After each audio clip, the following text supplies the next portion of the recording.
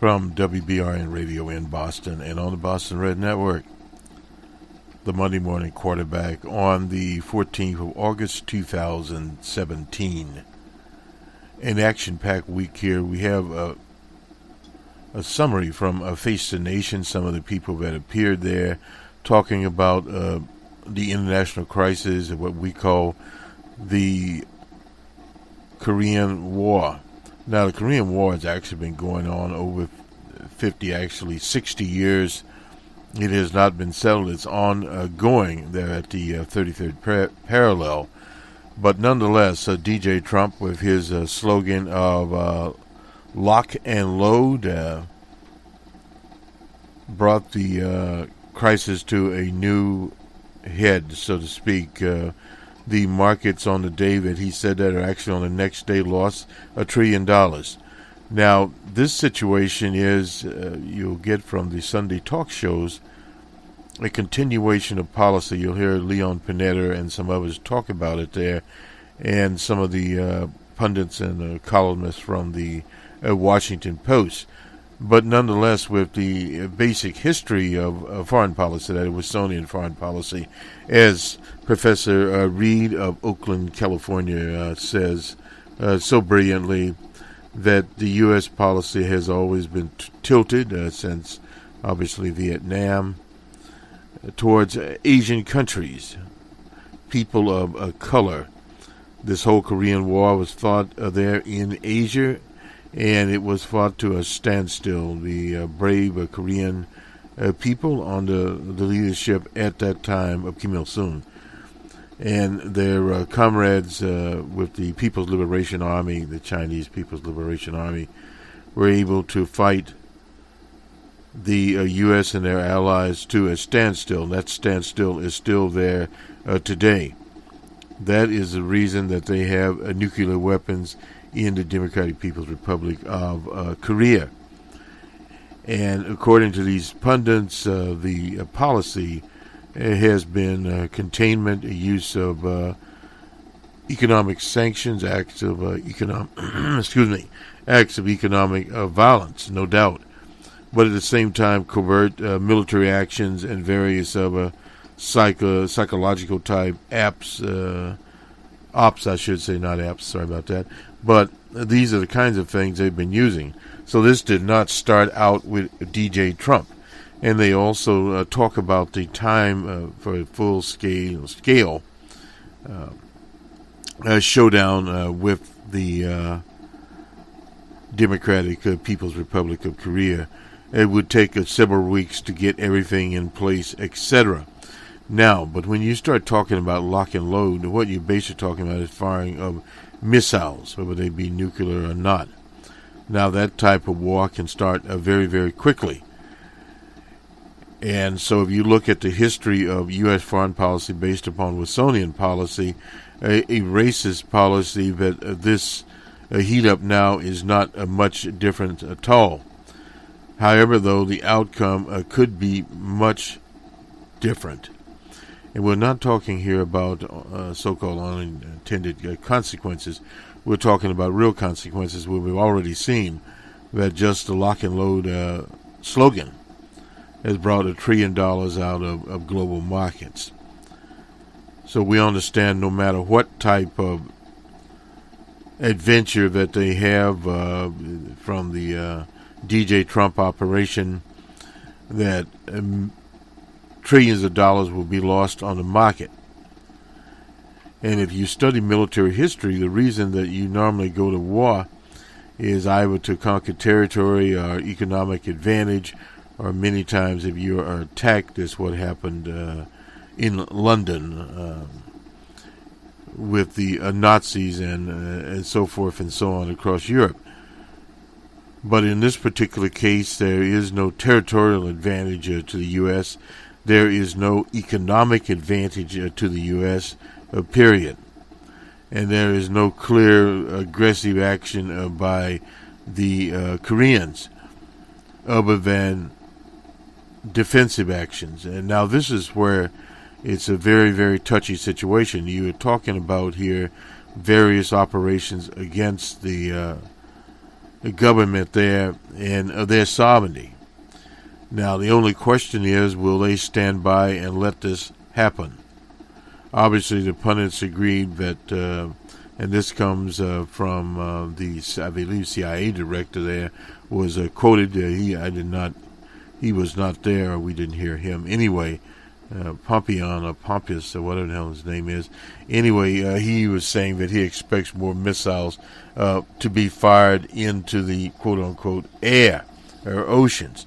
Now, the statement from the Defense Ministry there, actually their rocket forces, is that they would make a decision whether or not to fire their intercontinental missiles into the ocean around Guam. Now, they're not saying to Guam, but around Guam. That decision will be made, and of course, will take to their leader, Mr. Ung, and he will decide what to do, if anything, about this. But these types of situations themselves are very, very dangerous situations, and the pundits tried to put this as a linkage directly to DJ Trump and his standing in the nation. Now, if you look at this linkage to DJ Trump, then you understand what happened in Charlottesville, Virginia, the college town there, the seat of the University of Virginia. The Nazis were there, white supremacists / alt-right operators, and a beautiful young woman that was killed and had devoted herself to serving humanity. We'll talk about her in a minute because she does deserve to be talked about. But just to save face, he did not condemn it. This is DJ Trump, the white supremacist. Now he's running a re-election campaign commercial, which is Disneyland. Our models show that there's absolutely no possibility at this time of DJ Trump being re-elected to anything, less the presidency. Now, if he decided to carry out a military action against the Koreans, would that boost his polling numbers? Perhaps so. But they would not be long-lasting, and it obviously would depend on if the war went nuclear or not, then the polling numbers would go down. But in the best military operation, and that's the best military operation, the numbers there in terms of nuclear prevention, etc., the preventive strikes, stopping the missiles onto the systems that they have, is about 65 to 70%. What that basically means is there's a 30% out there that something could be flying into Tokyo or into Seoul, and with the artillery pieces that are there. Now, we're not talking about the nuclear weapons. Something will happen, and it will happen badly. So this is is part of the quagmire in dealing with the polling. But since this is linkage to the central character there, how it plays out in Charlottesville is a little bit different. There we look at particularly the political science department there, Dr. Larry Sabato. He was saying that he was just sickened by what had happened, and he'd been around there almost 50 years.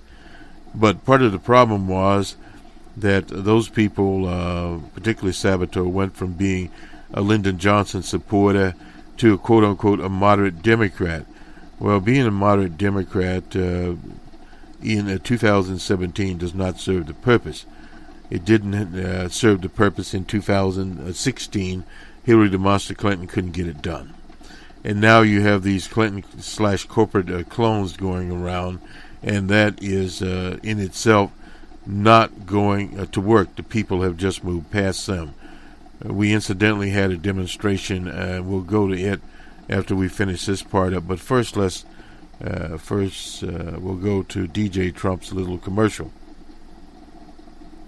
Democrats obstructing, the media attacking our president, career politicians standing in the way of success. But President Trump's plan is working. 1 million jobs created, more Americans working than ever before, unemployment lowest since 2001, the stock market all-time record highs, the strongest military in decades. The president's enemies don't want him to succeed, but Americans are saying, let President Trump do his job. I'm Donald Trump, and I approve this message. Well, DJ Trump may approve the message. The million jobs, well, there's been a lot of jobs created.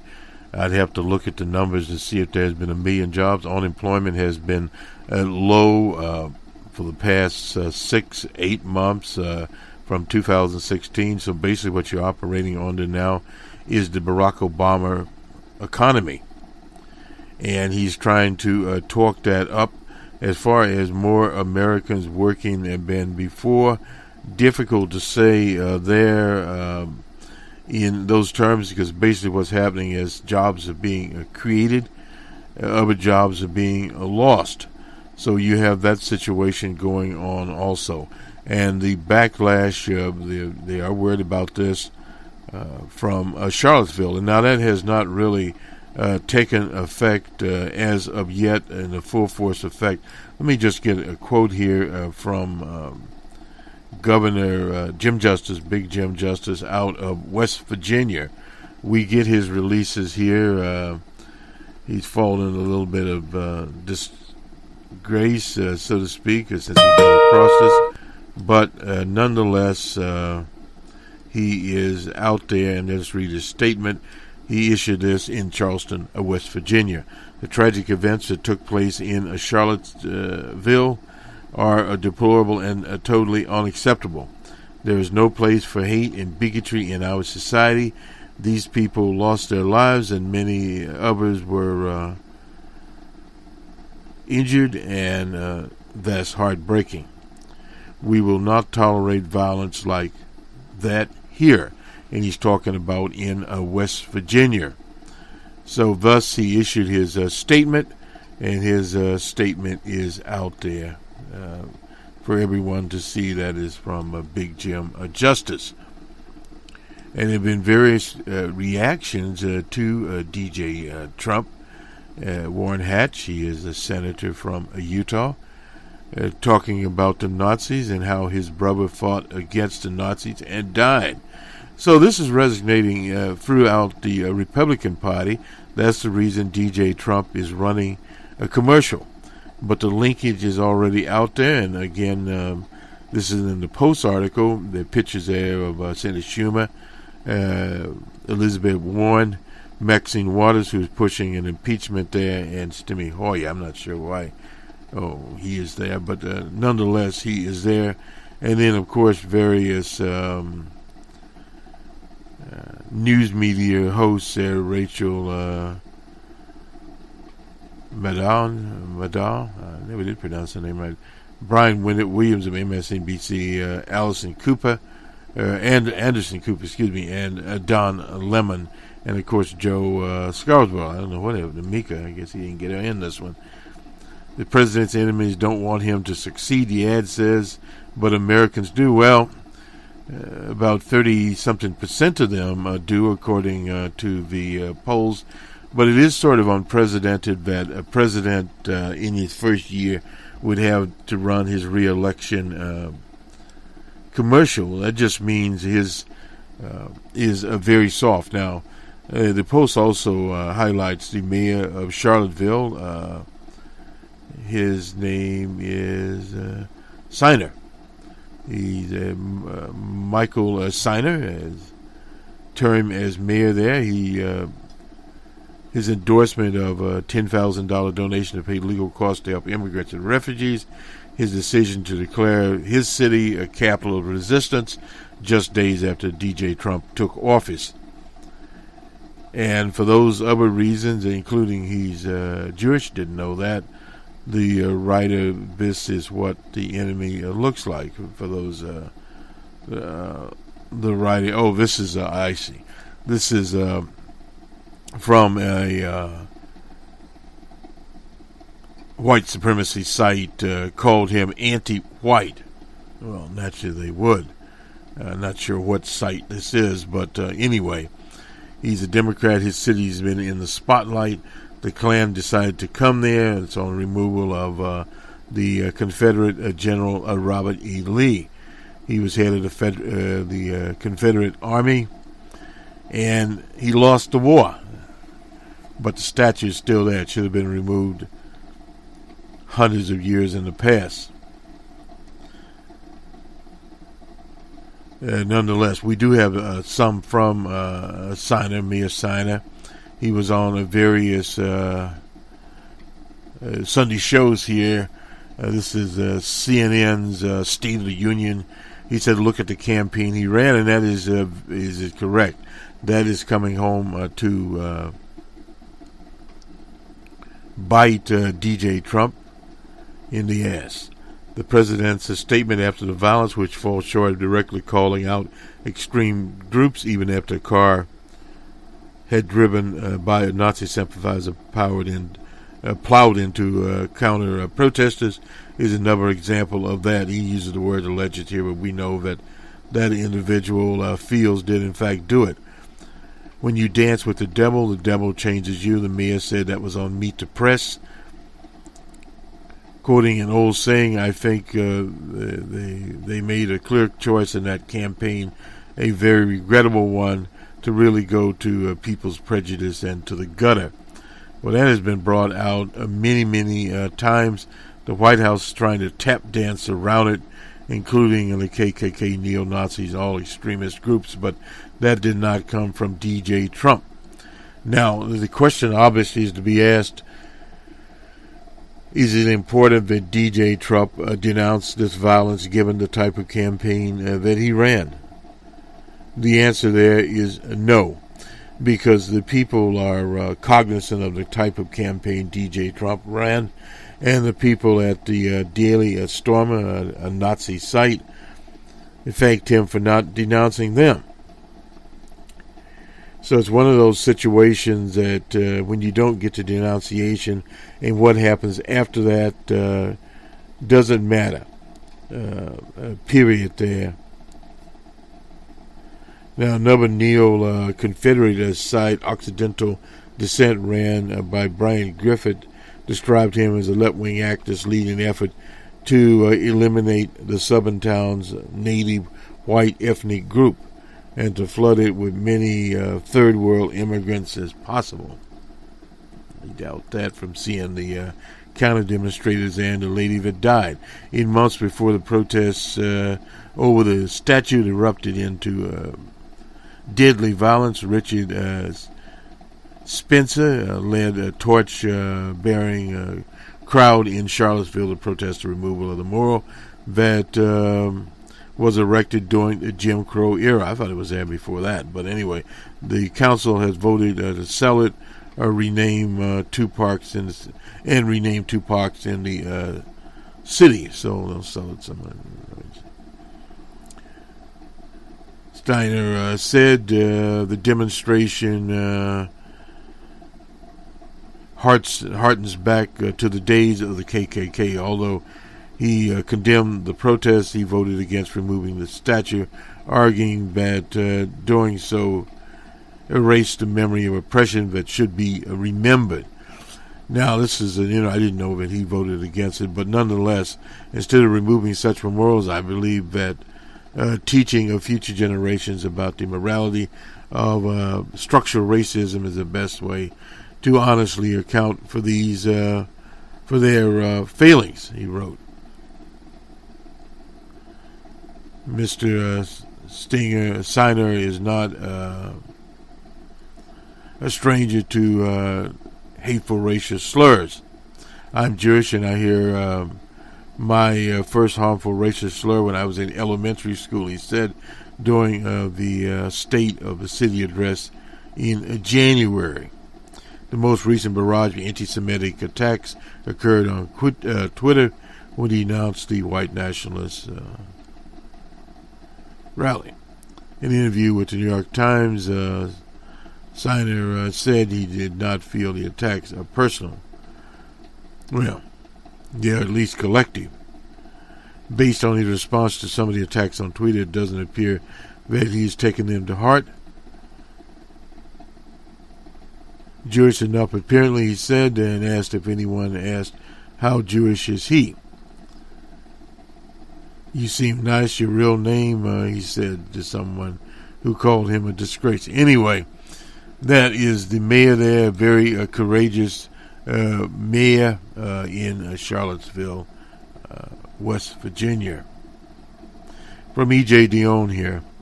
It should not be taken the death and it should not be taken the death and injury of innocence to move our nation towards moral clarity.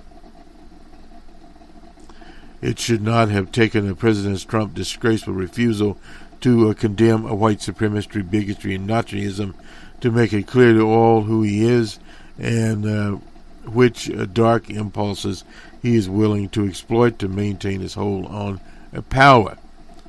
Those of us who are white regularly insist that the racists and bigots are a minority of us and that white power movement is a marginal and demented fraction. This is true. The Mayhem in Charlottesville called forth passion and condemnation of blood and soil nationalism across the spectrum of ideologies.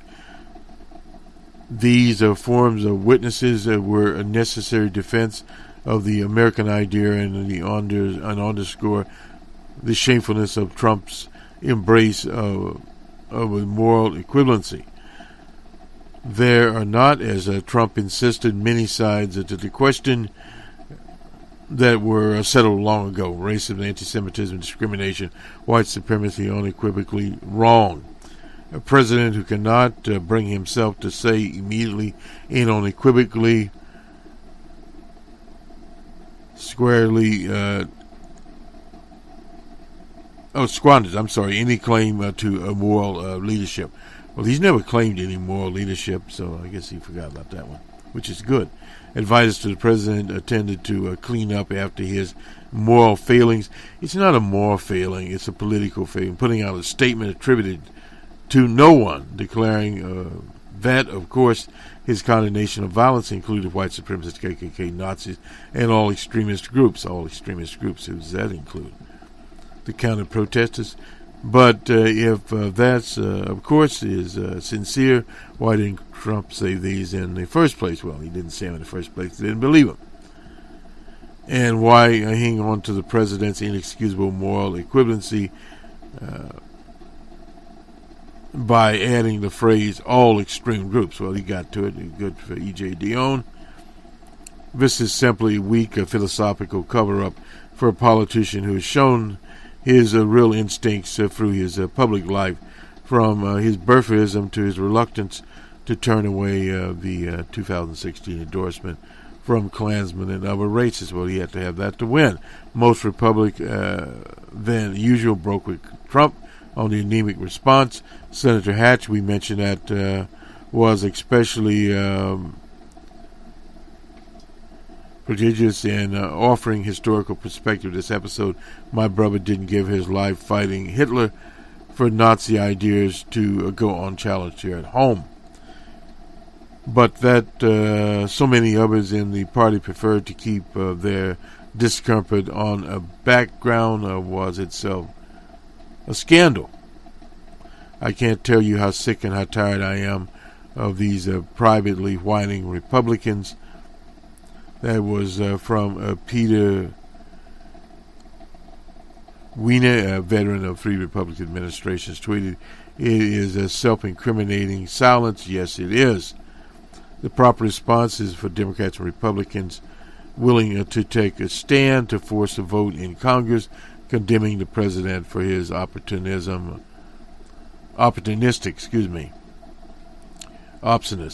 and making clear where many Americans stand.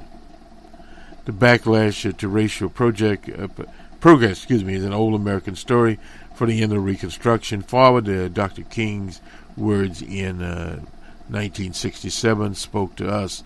Loose and easy language about equality resolution about brotherhood fall pleasantly on the ear. But for the Negro, there is a credibility gap that he cannot overlook. He remembers that with each modern advance, the white population purportedly raises arguments that Negro has come far enough. Each step forward accounts for an even present tendency to backlash. This is what we saw this weekend. The battle over the Confederate monuments in Charlottesville and elsewhere reflects our difficulty in acknowledging that these memorials are less historic markers than political statements. Many are erected exclusively in support of Jim Crow, as what the one in Charlottesville had done, explicitly to deny the truth that the South caused the Civil War and it was built around the defense of slavery. Taking them down is an acknowledgement of what the history teaches, and not an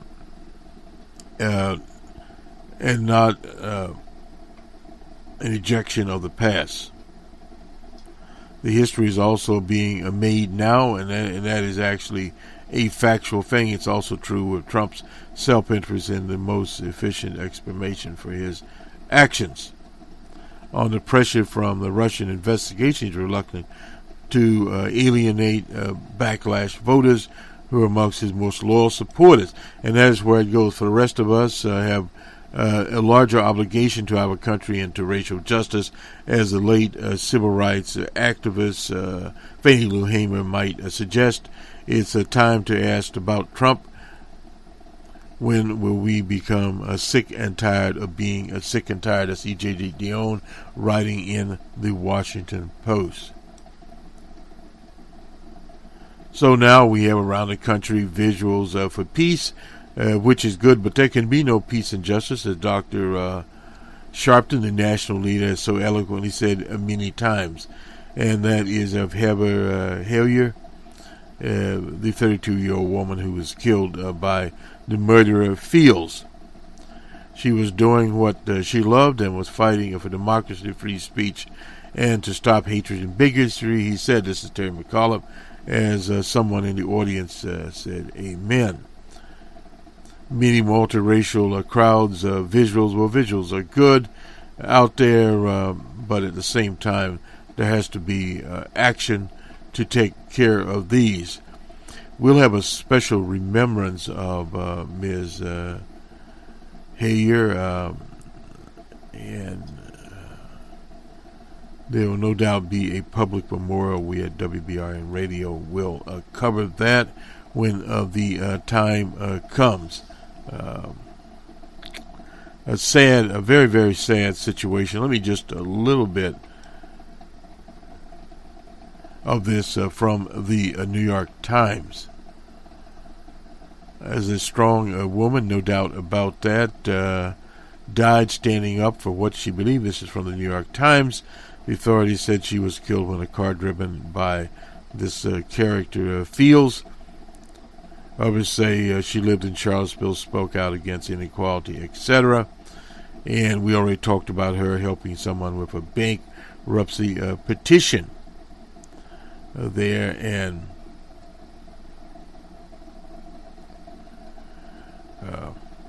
it's just sad and a very sickening. This James Fields Jr. there, it's how his family has surpassed $200,000. There's a GoFund for her also there. This is just very, very sad. Heather Heyer, we'll have a special on that. 2 state troopers were killed there. Let's move and do the sports now.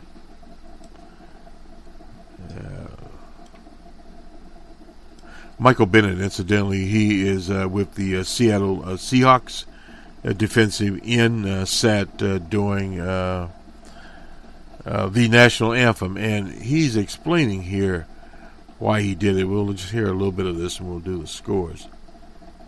Thing that's been going on the last couple of months, and especially after the last couple of days, seeing everything in Virginia, seeing what's going on out there, and earlier today in Seattle, just wanted to be able to use my platform to be able to continuously speak on injustice. First of all, I want to make sure people understand I love the military. My father was in the military. I love hot dogs like any other American. I love football like any other American, but I don't love segregation. I don't love riots. I don't love oppression. I love gender slander, and I just want to see people have the equality that they deserve, and I want to be able to use this platform to continuously push the message of that, and keep journeying out and keep finding out how unselfish can we be as a society. How can we continuously love one another and understand that people are different, and just because they're different doesn't mean that you shouldn't like them. Just because they don't smell the way you smell, just because they don't eat what you eat, just because they don't pray to the same God you pray to, doesn't mean you should hate them. And whether it's Muslim, whether it's Buddhist, whether it's Christianity, whatever it is, I just want people to understand that no matter what, we in this thing together, and it's more about being a human being at this point. I hope that I can activate everybody to get off their hands and feet and go out to the communities and push helping each other, sit down with somebody that's the opposite sex, sit down with somebody that's the opposite race, different religion, understand that people are different, and go out and join the community and try to change your society, change what you're a part of. If you don't like it, keep changing, and realize, let kids know that they got power. Just because you're an athlete and people say, hey, just because you're making money, you have this Nike endorsement, you have this endorsement, you're not a part of that society. At the end of the day, you are part of that society. No matter where I go, I'm still a black man, and I can't get away from that. I can't get away from the past transgressions of America, what's happened. But what I want to do is be a part of is the change of the kids, the change of society, and continuously push that. Mr. Michael Bennett. Last week, with everything that's been going on of the Seattle Seahawks. On to the scores. This was on Sunday night. The Giants were in Washington. Giants 4-2 over the Nationals. The Pirates were in Toronto. Toronto 7-1. Cleveland was in Florida. Cleveland 4-3 over the Rays. The Twins, were in the Motor City 6-5. Twins over the Tigers. The Rockies were in Florida. Marlins at 6-3. The Mets were in Philadelphia. I finally won a game, 6-2. Mets over Phillies. The Royals were again on the south side of Chicago. This time around, 14-6 was the score. The Royals over the White Sox. The Royals had 16 hits, 1 error, and the White Sox 9 hits and 2 errors. The Reds were in Milwaukee. The Reds were in Milwaukee. Brewers 7-4. The Atlanta team was in St. Louis, a game that we listened to some of it. 6-3 was the score. Atlanta over the Cardinals. The Astros were in Dallas. Astros 2-1 over the Rangers. And the Orioles were in Oakland. Oakland 9-3 in that game. The Angels were in Seattle. Angels 4-2 over the Mariners. The Padres were in Los Angeles. Dodgers 6-4 in that game. The Cubbies in Arizona. Cubbies finally win one, Mr. Arrieta. 7-2 over the Diamondbacks. And in 11, the Giants, the second game, they're doing some make-up games because of rain. The Nationals are 6-2 over the Giants in 11. And in 10, in New York, the Red Sox 3-2 over the Yankees. A very interesting game there. Mr. Kimball got the save there. And Mr. Chapman took the loss 3-2. So this does it for sports, and on to a summary from pundits,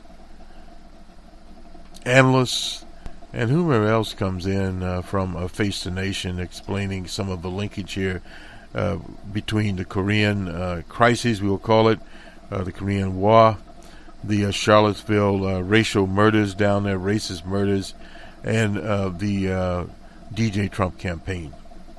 We'll talk to you soon. Have a good weekend, everyone.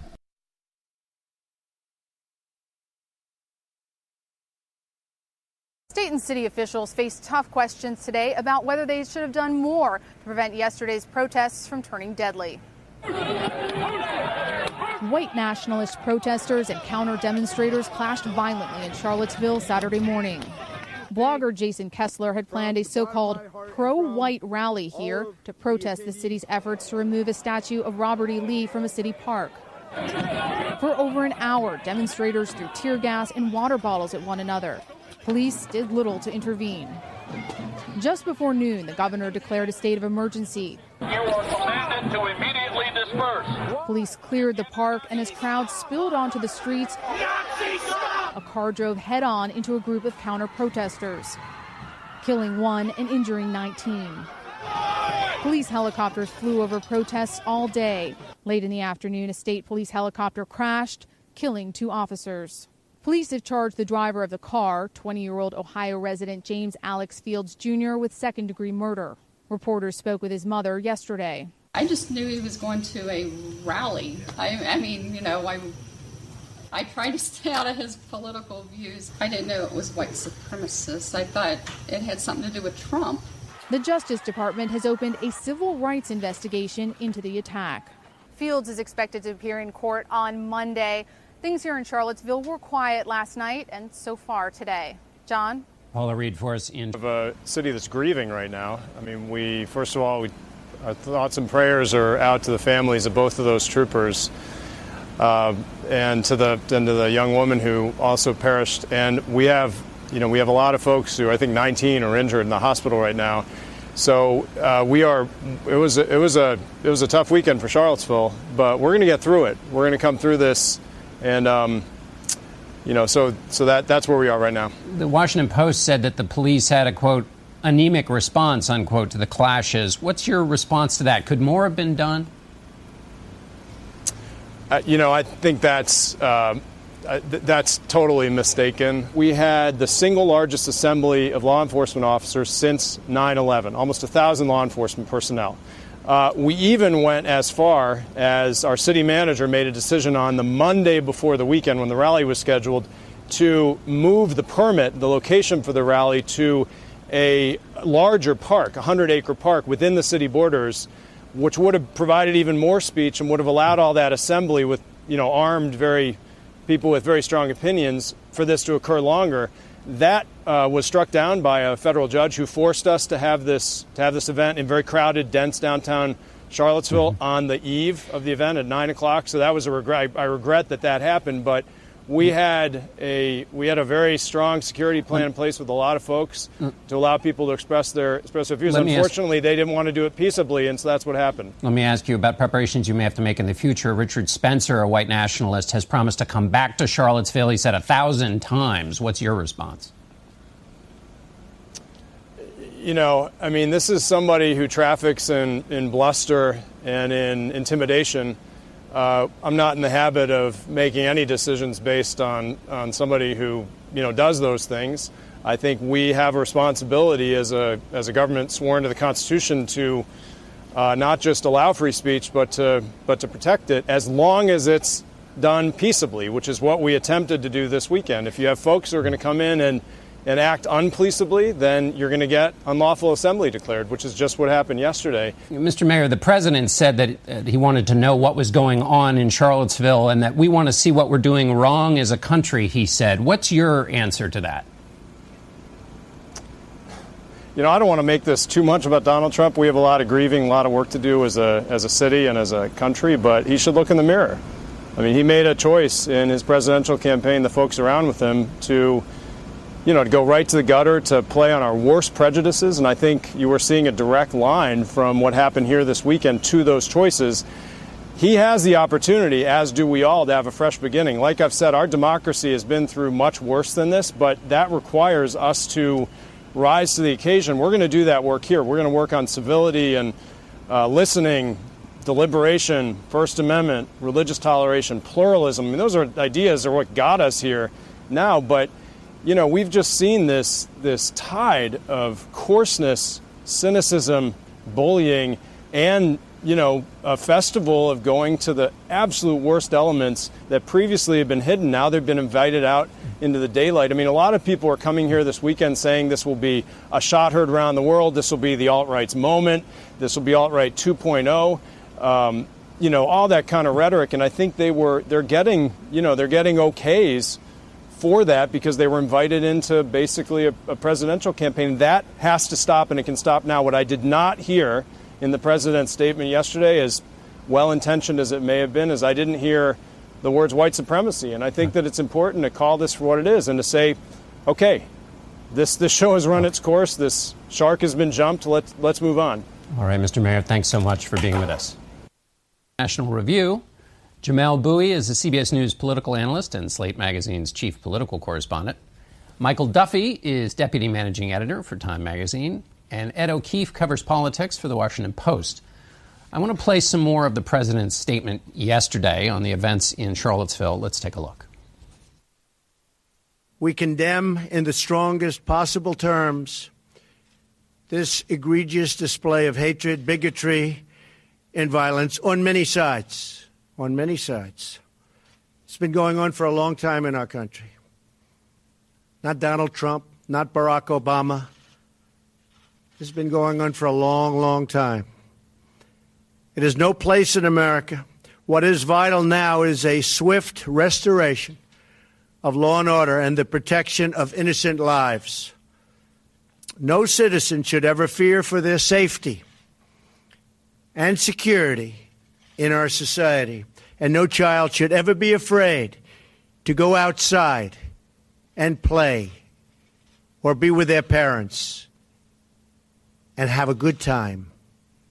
No matter our color, creed, religion, or political party, we are all Americans first. We want to get the situation straightened out in Charlottesville, and we want to study it. And we want to see what we're doing wrong as a country where things like this can happen. The White House has just issued a stowaway.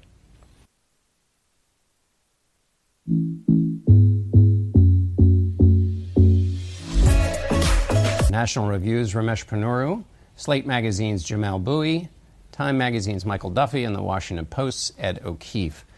We want to start this segment with a clip here. This is somebody talking to David Duke, the former KKK Grand Wizard, yesterday.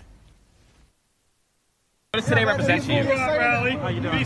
This represents a turning point for the people of this country. We are determined to take our country back. We're going to fulfill the promises of Donald Trump. That's what we believed in. That's why we voted for Donald Trump, because he said he's going to take our country back, and that's what we got to do.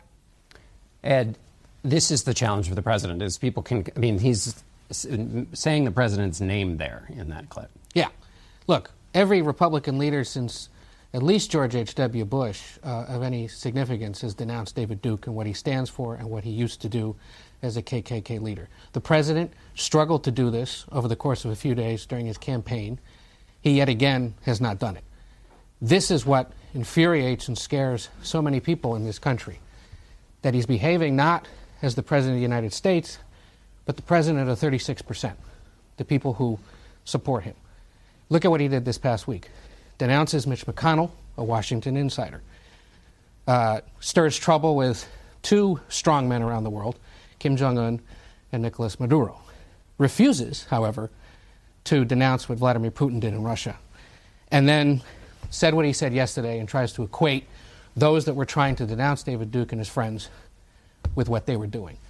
That is what is so troubling, and that is what, again, I sit here thinking, what more will it take for his party to really try to put more distance or compel him, if not tomorrow, at some point soon, to come out and through his words and actions denounce this? I think you can include North Korea in this. If there's a universal field theory to this week, it's that the president is quite concerned about his base. Mm-hmm. Yeah. And we saw him hold his approval rating at about 40% for 6 weeks this summer, from about June 16th to about August 1st. That great 72 hours when we had the transgendered tweet and the Scaramucci blow up and the Boy Scout speech. And then you saw his disapproval drop to about 35, 36, 37, about 7 to 10%.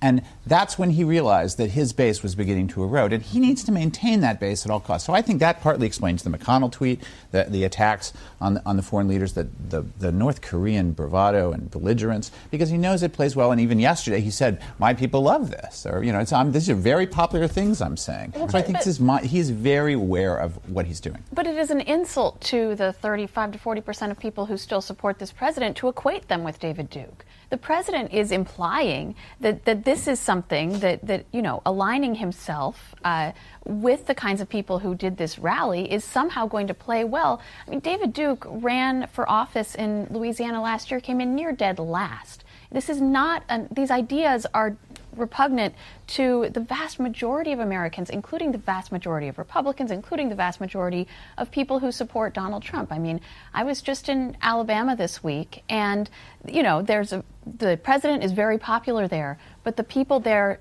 are not supporting the president because they believe in the ideas of David Duke and the white nationalists.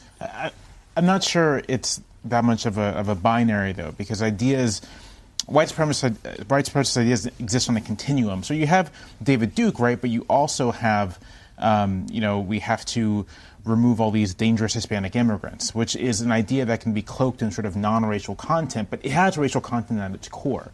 So I'm not sure that the president is necessarily wrong in sort of this instinctive analysis, right, that not coming down with a hammer on white supremacists, not coming down on the most activist part of this group of people. The president sense that not doing that helps him with people who may have softer views or somewhat more attenuated views, but still exist on that same continuum of white reaction and white resentment. And also, I think, Ramesh, there are those who are conservatives who say, why do I have to answer for this? They find neo-Nazis just as repugnant as anybody else as a matter of just pure American citizenship. So why are they on the hook for having to answer for this? It's funny because you get the same basic dynamic when people, a lot of them conservatives, say, why aren't moderate Muslims denouncing jihadists? And peaceful Muslims feel like, these aren't my people. Why do I have this obligation to act as though they are? And I do think that there is something of that same psychological impulse at work among people who don't want to who feel like they don't have to denounce these white supremacists. We don't know exactly why President Trump is doing what he's doing and saying what he's saying. It could be a political calculation, but I do suspect that part of it is also my enemies want to link me to these people. They want to force me to they're telling me I have to apologize, denounce. I'm not going to give in. I'm not going to be weak. I do think that we know that President Trump is obsessed with the idea of projecting strength and avoiding the impression of weakness. And I do think that's probably part of what's going on. And that's part of what's so confusing and frustrating about this is that he says these things and he's so vague that it allows for interpretation, forces this conversation, and then has 3 different administration officials out this morning saying different things and clarifying and explaining what he said differently. A man who built his career on not being vague, exactly. being quite specific. Jamal, I think it's worth saying just about the president's statement, though. Towards the end, he says we have to cherish our history. In the context of an event that was held to defend Confederate statues in Charlottesville, Virginia, to say we need to cherish our history, to me, sounds like a dog whistle to the Unite the Right demonstrators. So that would be my piece of evidence for this isn't just like an impulse. Right, exactly. Because they argue that keeping the General Lee statue in the park is a part of cherishing history. Right. Michael Duffy, you wrote about the new chief of staff this week. Is this something a chief of staff can take a handle of? What is the chief of staff to do in this? He's a Marine. He's not a miracle worker. Let's but being too loud and too strident and too belligerent on North Korea in the same time frame that you're being too silent on Charlottesville suggests that they have a long way to go to get the president, to manage his messaging certainly, and obviously to talk to him about a way. I was really struck, and just to go back, why I think North Korea is tied into this general kind of you call it a dog whistle, but broadcasting to his base. As Pompeo said to you just 20 minutes ago, this is not an imminent risk today. And that you would never know from reading the president's tweets about, or his statements, about North Korea this week. So he's turning up his volume himself. Right. You know, there were sanctions this week by the UN. Those were put in place. They did. We learned. Those of us, learned that they could miniaturize a nuclear weapon, but I presume the government had known for some time. We were not the first to hear about this. So even on important geopolitical matters, he is using his mouthpiece in a way that I think is really aimed at some part of his core supporters at a moment when he's feeling under pressure. Molly, the president also criticized Mitch McConnell. Doesn't he need Mitch McConnell as the Senate leader? Well, and from what I understand, McConnell is not exactly taking this personally, but there's a clear attempt to deflect blame, and this is another of Donald Trump's signature personality characteristics that we've seen over and over again. His agenda is flailing. Washington isn't getting anything done, and so his impulse, rather than trying to exert some kind of leadership or be more involved in the process, is to separate himself from the mess and point the finger at his own party. This is somewhat distressing to the members of his party who are going to be on the ballot a lot sooner than he is, but we do increasingly see him turning on Republicans in Congress, turning on McConnell and saying, it's your fault, you couldn't get this done for me. And my experience talking to Trump supporters in West Virginia and Alabama the last couple of weeks, they're hearing that message. They're not blaming Trump for this. Look, McConnell started this particular round of things by criticizing Trump over the healthcare debacle in a way that didn't actually make any sense. And the fact of the matter is this was a cause that Republicans took up long before Trump. It was congressional Republicans who didn't have a plan going. It was McConnell who was more involved in it than Trump was. And of course, everything we know about Trump is if you come out and criticize him, he's going to attack you back. So yes, this doesn't make a lot of strategic sense for President Trump, but what McConnell did started this entire fight in a way that makes no sense for him. And I'm afraid, Ed, we're going to have to end it there. That's it for us for the moment. We'll be right back.